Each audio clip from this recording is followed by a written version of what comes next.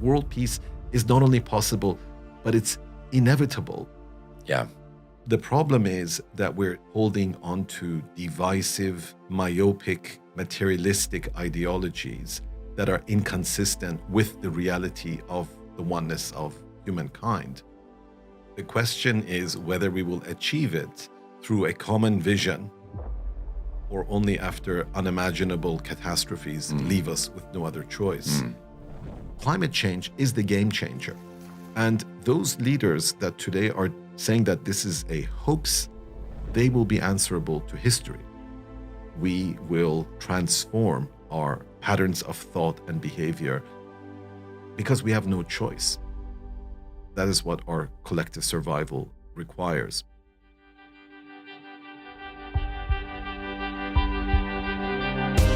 Hey there, it's me, Rainn Wilson, and I want to dig into the human experience. I want to have conversations about a spiritual revolution. Let's get deep with our favorite thinkers, friends, and entertainers about life, meaning, and idiocy. Welcome to the Soulboom Podcast.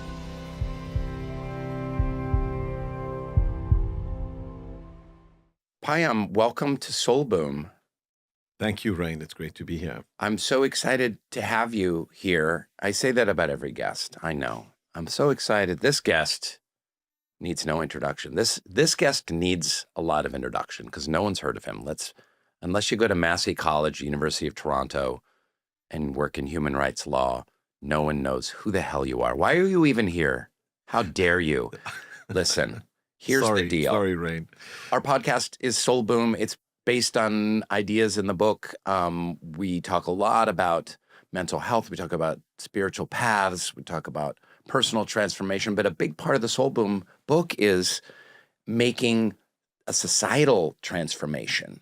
I have a chapter where I talk about world peace and how there was this infamous photograph that no one knows who took it, but it's the blue marble photograph taken from one of the Apollo missions.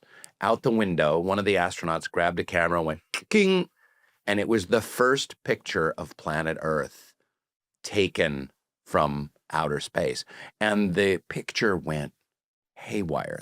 The picture went all over the planet. It was hung in classrooms and in churches, and people were like, it was on the cover of like Time magazine. It's like, now world peace is possible. This is like, I think early 70s. It was one of the last missions. Now that we see this beautiful blue marble and we see that there's no borders on this planet, that we're all one species living on this one planet, now we're going to have world peace. Because how could anyone have a war once they see this incredibly beautiful photograph? And I also talk about how when I was a kid in the 70s, and even in the 80s somewhat, even Ronald Reagan, believe it or not, people would talk about world peace and like it was possible. And it felt like, oh, we can get there. I think we can get there. And beauty contestants would talk about world peace, and even Henry Kissinger would talk about world peace, and scientists and Carl Sagan would talk about world peace. And of course, you know, the two world wars were much closer in the rearview mirror back then. You know, we're talking about 1910s and then 1930s and 40s. So the devastation wrought by war, the anvil of the Cold War hanging over people's heads at the same time. But we kind of grew up. I grew up in an America where it was like, hey, world peace might be possible. There were a couple of cynics. Now there's more than a couple of cynics. Now 80% of people, 90% of people, probably, I don't have any polling data to support me on this, believe that world peace is a ludicrous idea by naive hippies. Humans have always been at war. They're always going to be at war. There's always going to be conflict. There's going to be struggle. And humans are not necessarily going to use kind of the highest, most relevant tools of diplomacy to try and untangle these conflicts. This is a very long-winded introduction. Karthik, you better keep this in the cut, okay? Don't cut this out. Because it's important to set a context here that from a Soulboom perspective, how do you take spiritual ideas and put them into practice to transform this world from one of hatred, distrust, ethnic cleansings, tribal warfares, stockpiling arms, authoritarian regimes? How do we move past this into a very necessary stage in human development? And this is part of the Soulboom trajectory. So who better than a human rights lawyer and a former UN prosecutor? You've worked on the cutting edge of some of the biggest conflicts in human history over the last, 3 to 4 decades. Payam Akhavan is here. And when I throw that out, what comes to your mind? Well, I'll begin by suggesting that world peace is not only possible, but it is inevitable. It is the next stage in our collective evolution on this planet. But you're saying it might be inevitable if we all blow each other up, and then there's like 47 people left on the planet, and they'll have to find world peace. Let me continue. Okay. And the question is whether we will achieve it through a common vision and collective will, or only after unimaginable catastrophes leave us with no other choice. So I think there is a distinction between what we call reality and our perception of reality. The reality is that we live in an inextricably interdependent world today, more so than ever in history. Technology, economics, migration, and now the looming climate catastrophe, all of these forces have pushed us irreversibly towards what the Catholic theologian S.J.D called the planetization of humankind. The problem is that we're still holding on to divisive, myopic, materialistic ideologies that are inconsistent with the reality of the oneness of humankind.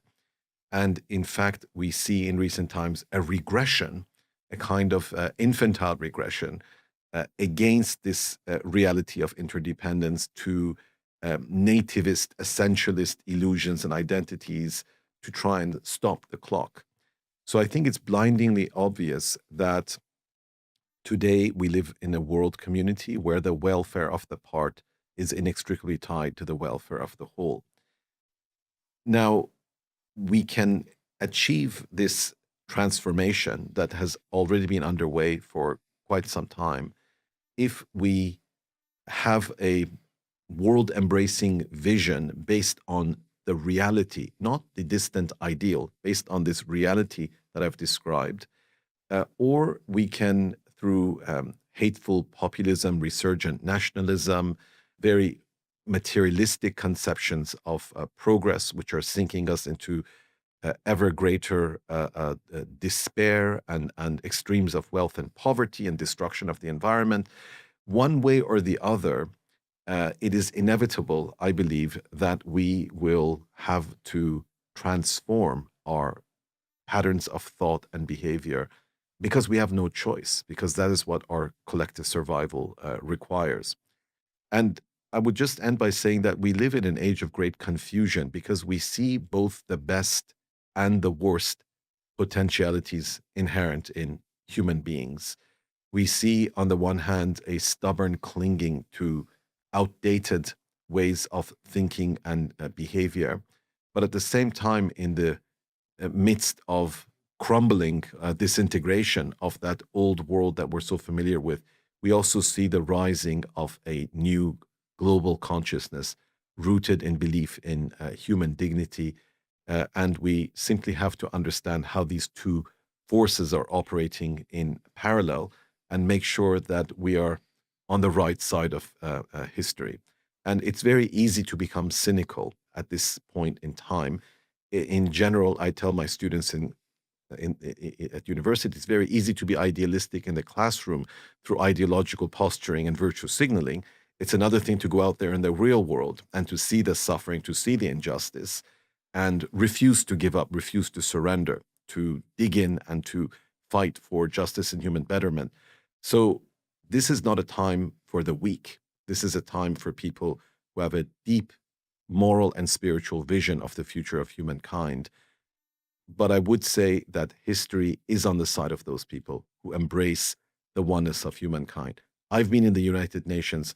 I've been in more than one international conference where people, in the name of political realism, speak about this kind of vision as a naive idealism. I actually think that we need to change the idea we have about political realism, because the reality is that of interdependence. The reality is that we need a planet based on international law, respect for human dignity, respect for the environment. And I think that that is exactly where the world is going to head sooner or later. Damn, you're good. You should do this professionally. Very well said. The first thing, because when you start having a podcast, then you start picturing the comments. And I picture a lot of comments right now at this point in our conversation, like globalist, like this word globalist in the political right in the United States is kind of a dirty word. And it's viewed as like, we're going to put global ideals over our national ideals. We're going to have to sacrifice, what America means, what America stands for, and America's needs for, international coalitions. And that this has become an increasingly kind of toxic perspective. How would you answer that? Well, I can understand why globalization has a bad name in the eyes of many, in particular because globalization is seen as a project among elites, unprecedented concentrations of wealth. You think about Davos and you think about billionaires and heads of state kind of making all the decisions and leaving the common people out and people profiting from it. Exactly, Yeah. exactly. We need a democratic globalization, and we need to understand that the local and the global are part of the same transaction. And in fact, I think that when we want change in the world, revolutionary change, the most profound changes are seismic shifts in our consciousness, which begins at the level of the family, the neighborhood, the community, the place of work. And it's those ideas that we have about the world, about justice, about leadership, about the definition of progress and the pursuit of happiness that ultimately manifest themselves at the national and global level.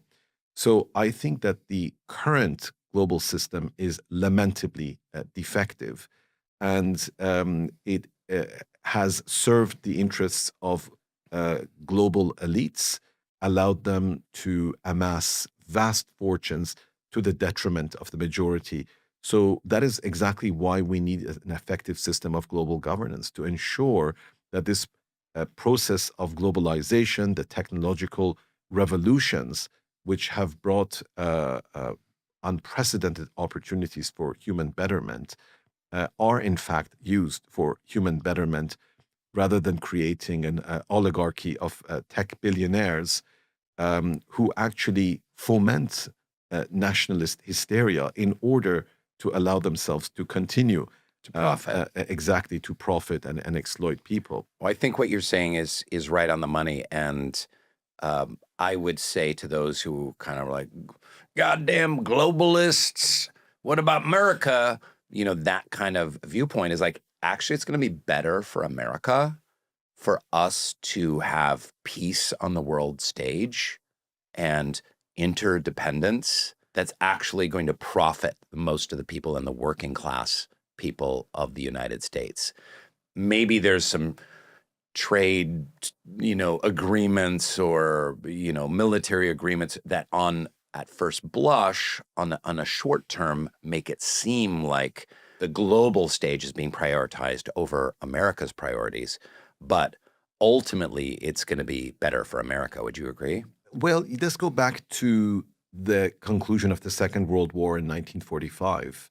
The United Nations was established together with all of its agencies under American leadership. It was the United States at the end of the most catastrophic war in human history that came to the conclusion that multilateralism, some form of global governance, is in the interests of the United States. That, of course, was a very different time. And since 1945, the pace of global interdependence has accelerated exponentially. So that reality is even stronger today than it was in 1945 at the end of the Second World War, where our idea of world peace was largely the absence of war. It wasn't so much respect for human rights, social economic development, global justice, and a whole host of other things. But I think that the retrenchment in the United States today is against globalization is bound to fail. It's simply on the wrong side of history. But I do understand... It's on the wrong side of the blue marble photograph as well. It's on the wrong side of the blue marble photograph, but we also have to understand the alienation and despair that many people feel that populist leaders have exploited to take people into a dark abyss rather than actually... increasing mistrust. Exactly. Sowing hatred and division and digging down on this very materialistic, divisive ideologies, which is where the problem begins with at first. So I think that we need to think about, first of all, why is it that in the United States, the largest economy in the world, the most powerful country in the world, there are these extremes of wealth and poverty, 3-4 tech billionaires who have more wealth than the bottom 50% of the American population. You don't have to be a Nobel Prize winning economist to realize that's not going to end well. That's a dystopian future where a few individuals who are not answerable to anyone have unprecedented concentrations of wealth.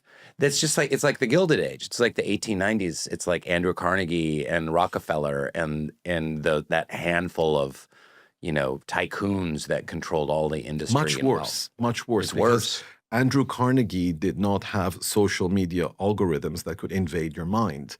So this is no longer just a question of concentrations of economic power. It is literally mind control. And it is a way of programming society through endless distractions, mindless entertainment, in order to allow... And divisive news streams that just foment kind of the wrong kind of outrage debates nonstop. Exactly. And aren't looking for solutions. Exactly. And it's in a sense the consequence of a materialistic civilization, a consumerist culture that is appealing to the basest side of human nature, narcissism and greed and hatred, as opposed to ennobling us and allowing us to achieve a greater sense of empathy and compassion. So we really need to understand that the most profound revolution comes from the grassroots. It comes through seismic shifts in our consciousness. And we have had, for well over a century now, a conception of progress and the pursuit of happiness, which is based on consumerism. That the more we feed the ego, the more we indulge in narcissism and greed, the more we reduce politics to a spectacle of a reality TV show, the more we're going to achieve progress. And that's a non-starter. That's absurd. It's very blindingly obvious that is not going to end well. So we need to also consider, getting back to America in the world, that for the first time in human history, we are capable of our own self-destruction through anthropogenic greenhouse gas emissions, which is another point which the populists are saying is a hoax. And if you look at our evolution on this planet, you realize that about 4 billion years ago, the first human life forms emerged from the oceans. It took hundreds of millions of years for planktons to breathe enough oxygen in the air so that we could, through this miraculous balance, see the rise of human civilization. We don't realize how incredibly vulnerable we are in the universe. And for the first time, at the same time as we have achieved unprecedented technological progress, we are at the brink of self-destruction through anthropogenic greenhouse gas emissions, through global warming. This is not an ideological debate. It's a scientific truth. It's an inescapable reality. And the climate system doesn't care about our ideological divisions, doesn't care about the political boundaries we've carved up in our imagination. And the earth will go on with or without us. So in addition to all the other problems of mass migration, organized crime, trade, and a whole host of other things, climate change is the game changer. And those leaders that today are saying that this is a hoax and are trying to sweep it under the carpet, they will be answerable to history, because the earth will go on and exact its punishment for our violation of its laws. I've been working with a lot of indigenous people in small islands in the South Pacific, and it's wonderful how sitting there in a small atoll in the middle of the vast ocean, they simply look at you and they say, if you respect nature, nature will respect you. We have become so toxic and arrogant in our materialistic civilization that we have forgotten that we are just an insignificant speck in an infinite universe, that the earth will go on with or without us. But there's also something incredibly liberating in understanding that we are not at the center of the universe. Our ego doesn't govern everything in the universe. And in a sense, learning to live in harmony with nature, learning to live in harmony with our fellow human beings, learning to awaken the immense spiritual potential that we have is the challenge of our time. Our survival depends on awakening our spiritual potential. I have a 96-year-old father. He was born in Iran in 1928, when life expectancy was 27 years of age. There was a 50% infant mortality rate. My father lost half of his brothers and sisters before the age of 4, and it was normal for a mother to bury half of her children. Wow. And today, my father speaks with his grandchildren on Zoom, and we take that completely for granted. It was unimaginable in his age that there would be something like Zoom, instant communication, internet. The world that we have today is a world of unimaginable possibilities. But in order to ensure that it doesn't end up in a dystopian future of tech billionaires with massive disenfranchisement of people, we need to inject our societies with a strong dose of moral and spiritual consciousness. And that's why I'm saying we are at a historical juncture. One road leads to this dystopian future, and another one leads to not just world peace, understood as the absence of war, but a world of unimaginable possibilities where we can edify humankind. We can ensure that everyone has education, everyone has healthcare, that we spend our resources on creating noble human beings. And we need, in order to achieve that, to redefine what we mean by progress and the pursuit of happiness. I spend a big part of my career in refugee camps in poor countries, and I deal with survivors of genocide, deeply traumatized people. When I come to North America and I see the prevalence of anxiety, depression, and despair, massive problems with addiction, it really makes me wonder, is this progress? Is this the pursuit of happiness?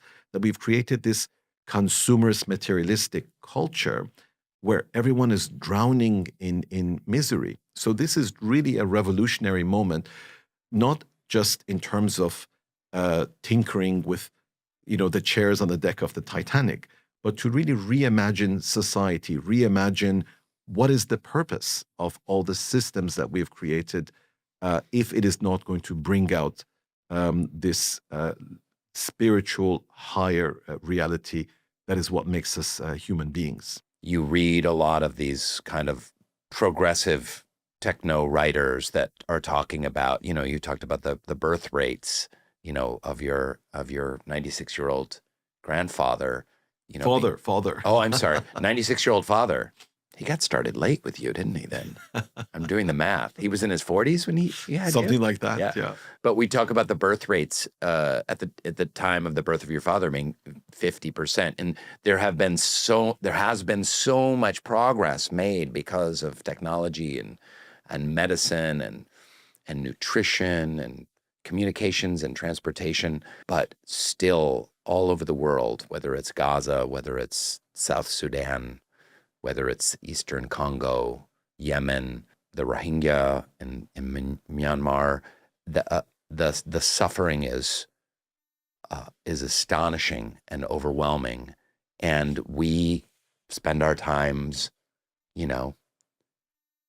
I got my update on my screen time the other day, 5 hours a day I was spending on my phone. Now that's also like podcasts and Google Maps and stuff like that. But it's so easy to spend hours of your day flipping on a screen, or one click buying things on Amazon or watching cute little otters surfing down a creek, on TikTok, and to lose touch with the reality of where humanity is at this juncture. So activating this primal human muscle of empathy, of compassion for the suffering of others is central to the teachings of the Buddha, of Christ, and certainly, modeled by the life of Christ, by Muhammad, by Baha'u'llah in the Baha'i faith.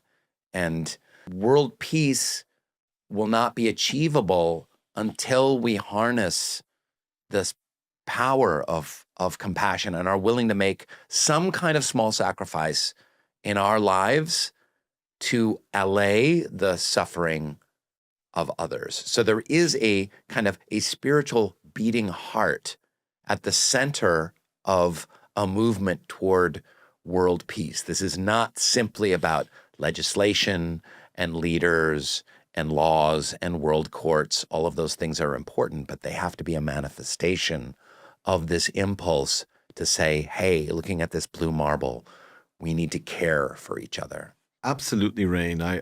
As I was listening to you, I was thinking about a beautiful Baha'i prayer on the tombstone of my beloved grandmother, who was truly an angel. It's a prayer by Abdul Baha, the son of Prophet, founder of the Baha'i faith. And it translates into, behold the candle, how it gives forth its light.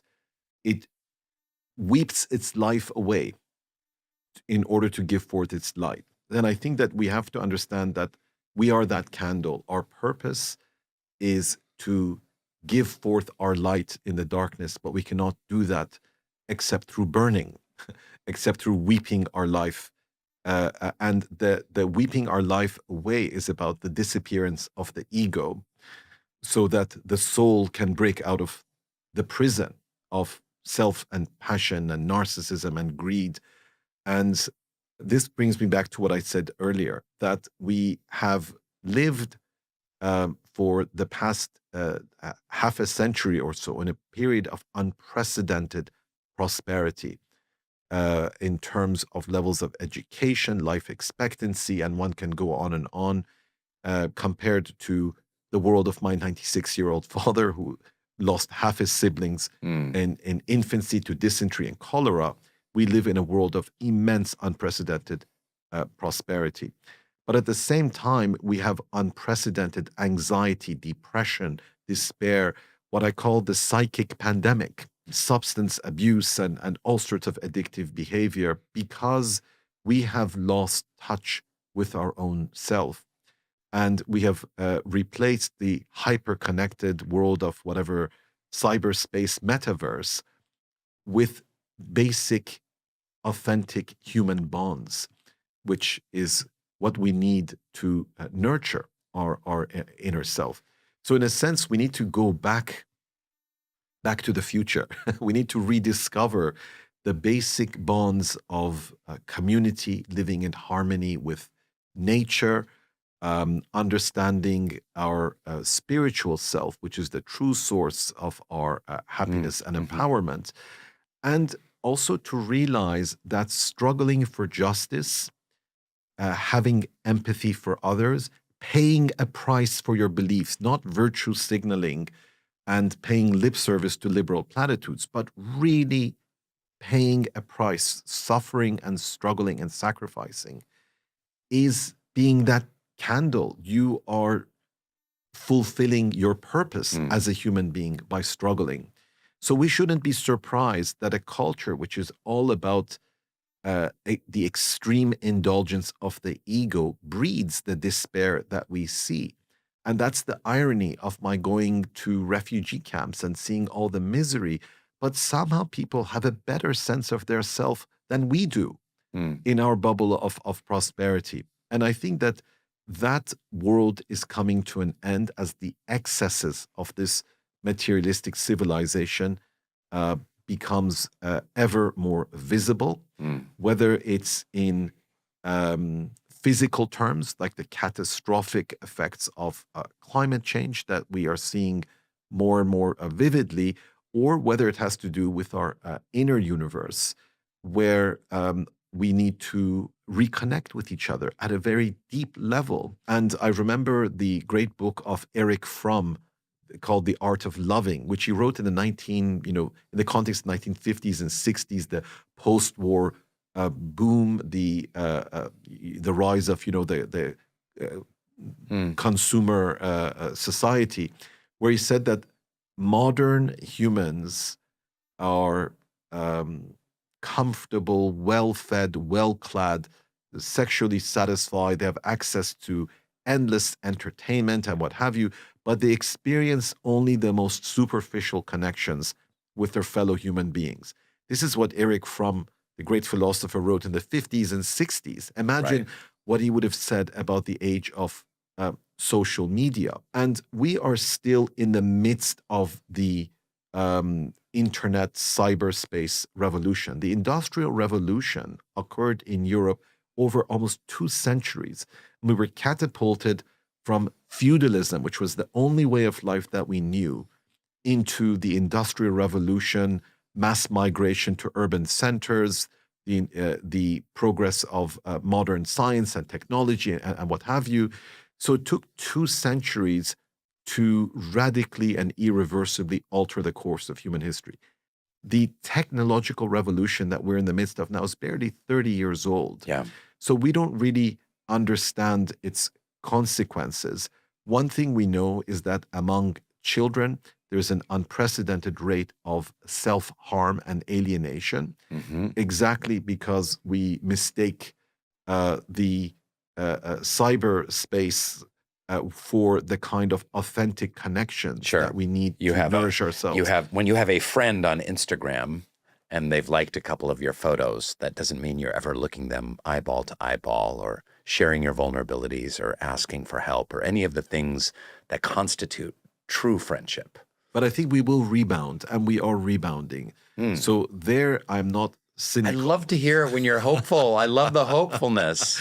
Maybe how can we end on a message of hope, that you feel like we're going to turn the corner in terms of this kind of cyber revolution and deepen our interpersonal connections? It reminds me of that hippie bumper sticker from the 70s when I was growing up, which was like, let there be peace in the world and let it begin with me. And you kind of like,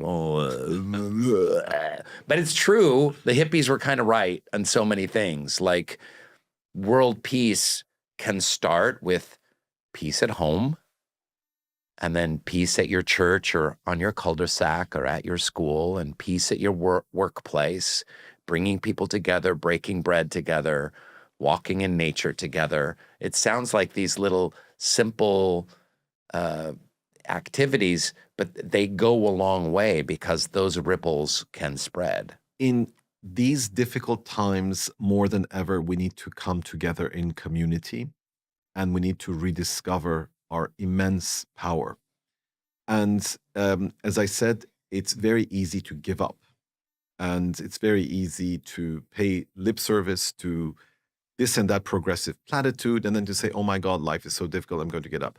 The point is that I believe deeply in the power of human dignity and resilience. And ironically, I believe in it because I've worked with genocide survivors throughout my career. And I've seen people who have lost everything and how their light goes on shining. And this is something which we have forgotten in our bubble of materialism and complacency.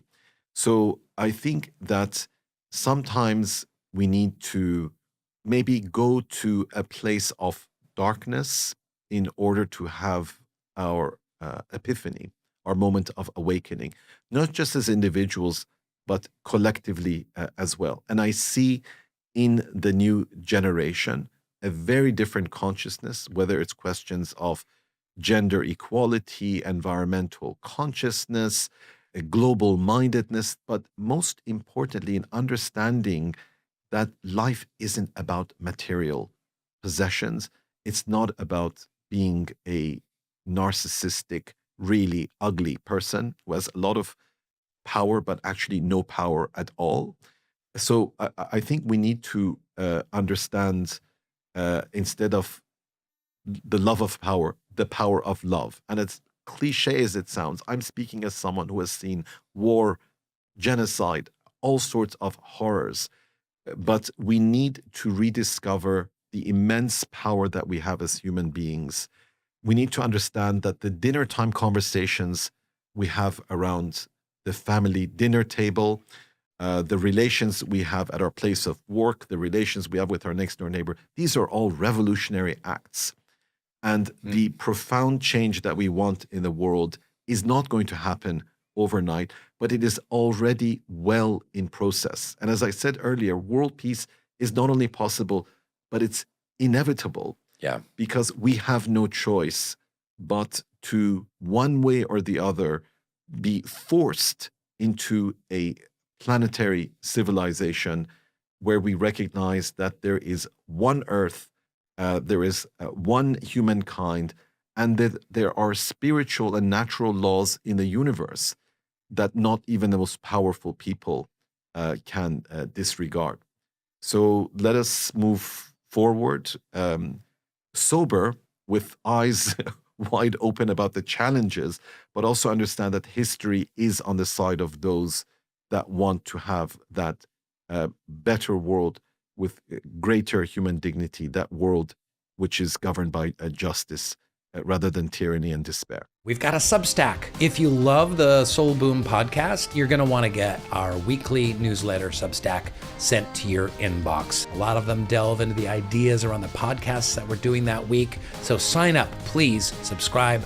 Go to soulboom.substack.com. Thank you. I know that a lot of your perspective comes from being a Baha'i. I think I was counting in my head, you're the fourth Baha'i we've had on the Soulboom podcast. You're the second one named Payam, which is crazy. I want to have the record for the most Payams on a podcast. But I'd love to hear a little bit more personally about your story and specifically being part of this greatly persecuted minority of the members of the Baha'i faith in Iran and how that galvanized you toward world peace and international relations and to become a human rights lawyer and how that activated you. The Baha'i faith began in the 19th century in Iran, and its central teaching is the oneness of humankind, the harmony of science and religion, the equality of men and women in 19th century Iran, and what is perhaps most important, the independent investigation of truth, that one does not need a clerical class that monopolizes and dictates the truth, that everyone has their own spiritual journey. But what is important is that the Baha'i vision of history is that we are now going through this transition from a turbulent adolescence to the long-awaited coming of age of humankind, which is manifested through the creation of a world civilization based on the spiritual identity of human beings. So this is what I was brought up with when I went to Sunday school back in Iran. One of the central teachings of Baha'u'llah, the prophet founder of the Baha'i faith, was the earth is but one country and mankind its citizens. That's the big blue marble photograph. Exactly. There we go. So this is how we were brought up. And we would also hear in our Sunday class about the violent persecutions in the 19th century by fanatical mobs who were incited by. And was this in Iran or Canada? In Iran. Okay, that yes. you were learning this. Yes, exactly. Yeah, okay. I was born in Tehran. Okay. And I spent my childhood there. Mm-hmm. And during the 19th century, many of our ancestors, including mine, were victims of pogroms, massacres, incited by fanatical religious leaders who denounced the Baha'is as kind of infidels and wayward sects and incited violence against them. So there was always a sense of vulnerability. The Baha'is were the scapegoat in Iran. Whenever something went wrong politically, they would be demonized and there would be episodes of violence against them. So when I was 9 years old, my parents migrated to Canada. As a 9-year-old, it was very difficult for me to see why we left our beautiful life that we had in Iran to go there. And of course, my parents knew that if there was any political turmoil in Iran, the Baha'is would be the first victims. This was in the 70s? Exactly. And when in 1978-79, the revolution happened, Ayatollah Khomeini came to Tehran, the Islamic Republic was established, and everyone thought that this was the beginning of utopian, democratic states. But instead, we had mass executions and repression of women and religious minorities and what have you. The dream and fantasy very quickly turned into a nightmare. So we were in Canada at the time, watching our beautiful, innocent world unravel and turn into this nightmare. So we had many friends, family who were arrested, who were imprisoned. Many were executed simply because of their religious beliefs. This reminds me of what Jean-Paul Sartre said about anti-Semitism. He says, the Jew exists in the mind of the anti-Semite. If he did not exist, the anti-Semite would invent him. So anti-Baha'i hatred had nothing to do with what the Baha'is had done, but it was a kind of ideological need for a totalitarian regime to consolidate its grip on power. So you demonize a minority, you accuse them of every conceivable evil, you massacre them, and you, in that way, create, revolutionary fervor.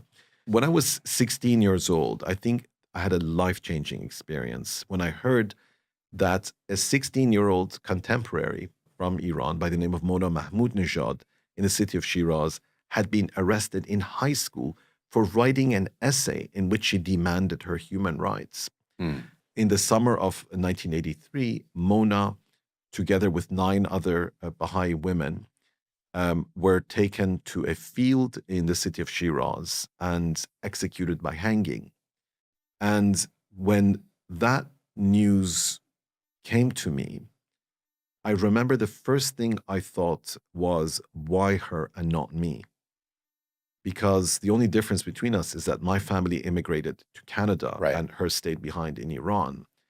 And as a teenager, you think about your future, all your dreams, all your aspirations, and you realize that her life has been extinguished. And you ask yourself, well, what is the meaning of my life?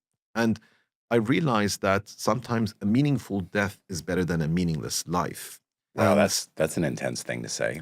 You're talking about martyrdom in a way? Well, maybe not the way we understand it, in terms of, suicide bombing or whatever, but maybe what it means to be a living martyr, what it means to sacrifice yourself for something that you believe in. If your life stands for something. Exactly. That's the point. In your life or in your death or both. Yes. Mona had no choice.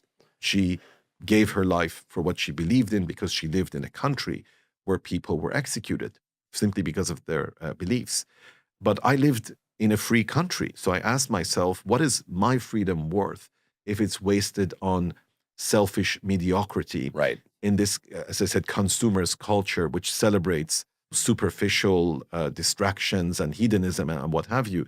So that was a turning point for me, where I decided that I'm going to dedicate my life to fighting for justice, because Mona's last wish was for the youth to arise in service to humankind. So I took that very seriously. And I'm really glad, Rainn, that I did, because it changed entirely the course of my life. It took me to places I never imagined, to war zones around the world in search of peace, in search of justice. And I don't want to romanticize it. I've seen a lot of really horrible things in Yugoslavia and Rwanda with ISIS in northern Iraq, and I could go on to talk about the Genocide World Tour, which is really catastrophic to see our capacity for cruelty and evil. But I've also seen the astonishing resilience of the human spirit. I've also seen the most extraordinary people who rise up in the darkest moments and shine their light in demanding justice and fighting for human dignity. So I think one of the big mistakes that we make in our superficial materialistic ideas of what happiness is all about is to think that we can achieve progress without struggle, without sacrifice, without suffering.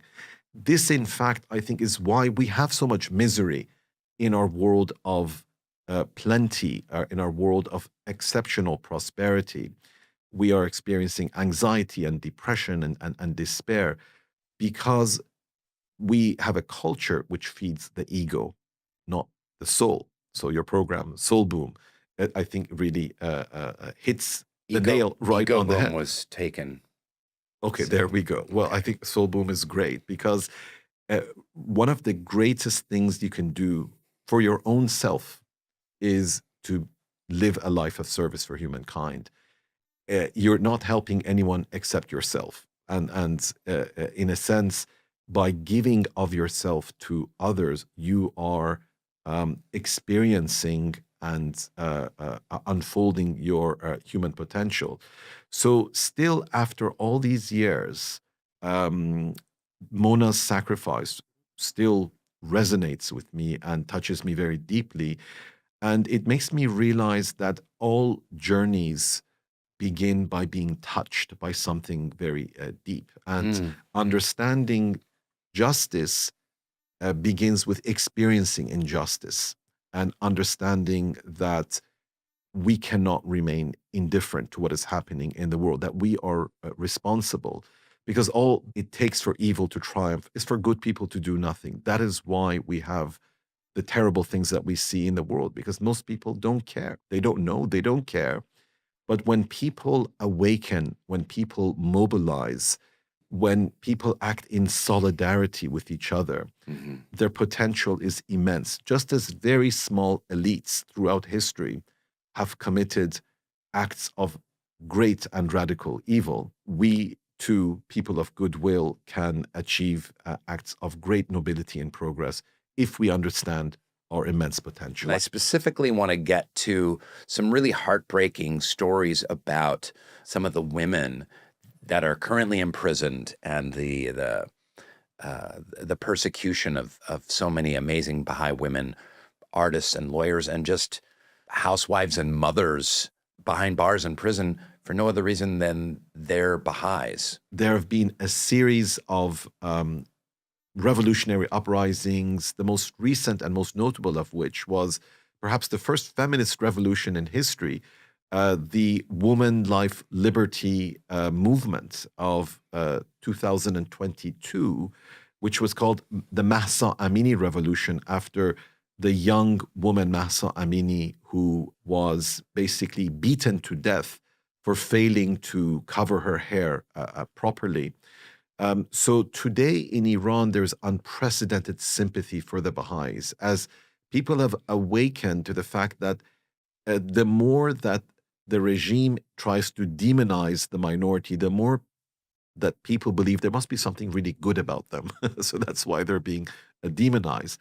So now there is unprecedented sympathy for the Baha'is, and especially in the women's movement. We go back to not just the execution of Mona and the 9 other women in Shiraz in the summer of 1983.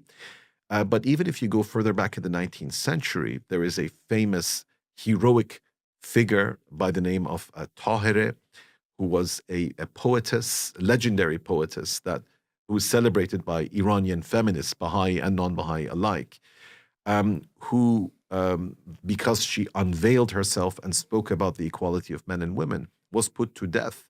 And just before she was executed, she famously said, "You can kill me, but you cannot stop the emancipation of women." Currently, the persecution seems to be aimed a lot at Baha'i women, of all stripes. I think 2/3 of Baha'is that are currently behind bars simply for being Baha'is, again, this is not like for doing anything or just practicing their faith, are women. And these women have been stripped of any kind of due process. Can you talk about this very specific, right now, 2025 situation with the imprisoned women and the effects that might be having on their family and the lack of due process that these women have been given? Emancipated women are a fundamental threat to this backward misogynist theocracy. On January 22nd, around the city of Esfahan in Iran, at 6 a.m. in the morning, the equivalent of SWAT teams raided the homes of some 10 young women as if they were incredibly dangerous criminals.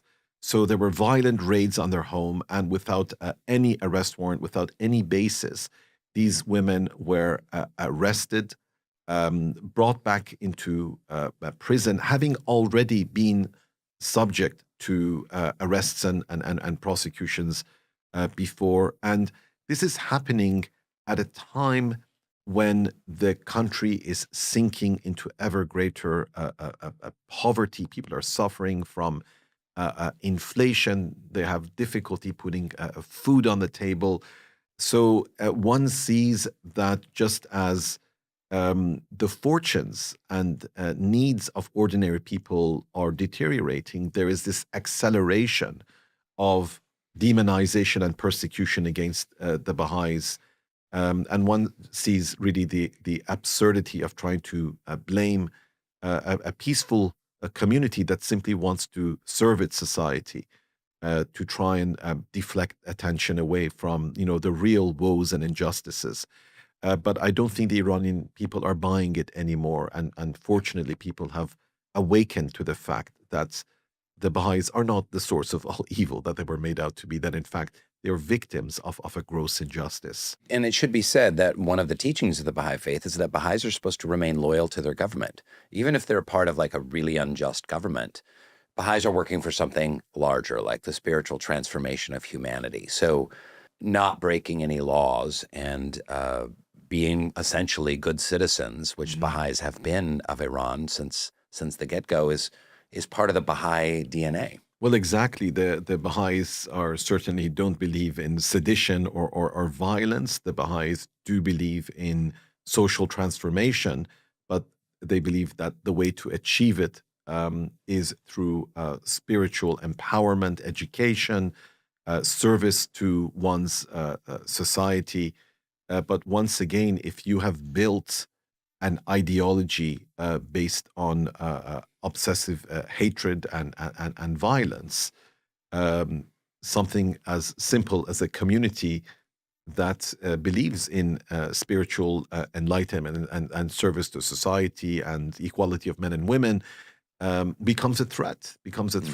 So it's a remarkable sort of David and Goliath contest. But what is also inspiring is that some 50 years after the revolution, with all the billions of dollars of resources at the disposal of the Iranian government, whether through the intelligence services or the Revolutionary Guards, they have not succeeded in silencing the Baha'i community. But to the contrary, the only thing they've succeeded in doing is winning the sympathy of millions of Iranians towards the Baha'i community as the truth becomes clear of their innocence. So there is also something inspiring there about the power of truth the power of steadfastness in one's belief in the face of injustice, and not compromising your beliefs, even if the other side is being unjust towards you. You must still maintain your moral integrity. That's so well said. And just taking it back to both the book Soulboom and to our beloved Baha'i faith, there's this idea that's woven into concepts of spiritual transformation of humanity, that there are two forces at work in the world. There's forces of disintegration and forces of integration. You have been working for integration, fighting for world peace in the world courts and at your university and in the refugee camps. I think it's hard for young people to rectify these two opposing forces. There's so much chaos and destruction and authoritarianism and forces that are ripping people apart, fomenting hatred and distrust and outrage. And yet at the same time, there is seems to be a movement towards peace and towards enlightenment and towards seeing the possibility of humans coming together in peace and love and harmony. And I think for a lot of young people, like of my son's generation, it's really hard to rectify both of these forces. But that image really helps me. Like, oh, this is a force of disintegration and this is a force of integration. My job is to hitch my wagon to the forces of integration. And that can be at a really small level. Like you said, it can be at the dinner table. It can be at your church. It can be in your cul-de-sac. It can be, with your family and friends, your church community. In that, there is hope in finding fellow like-minded people searching for integration. There are remarkable number of people of goodwill, as I've seen, and very often they're not the ones that are the most visible. They're not the ones with the most power, because very often those who really in the depth of their heart want to do good don't seek fame and recognition. So to me, I've met the most powerful people in the world, the most prominent people in the world, but the ones who have touched me the deepest are the unsung heroes, those who want to do good in the silence of their own conscience. And those are the souls that shine light in the darkness. So instead of the candles, exactly, instead of dwelling on the darkness and being so upset by it, let us dwell on the light and be detached from all the illusions that diminish our power and resilience. And like candles, shedding light and giving of ourselves. Absolutely. In service and connection. Payam Akhavan, this has been just chef's kiss. What a beautiful conversation. I'm so glad we got to touch on the topic of world peace. Like I started to say in Soulboom, we've talked about a lot about, mental health and struggles and addiction and building community on a small level. Sometimes it's really important to just have a global conversation and reflect on that. Thank you for your tremendous work, and thanks for being a part of the now part of the Soulboom family. Thank you very much, Rainn. Very good to see you.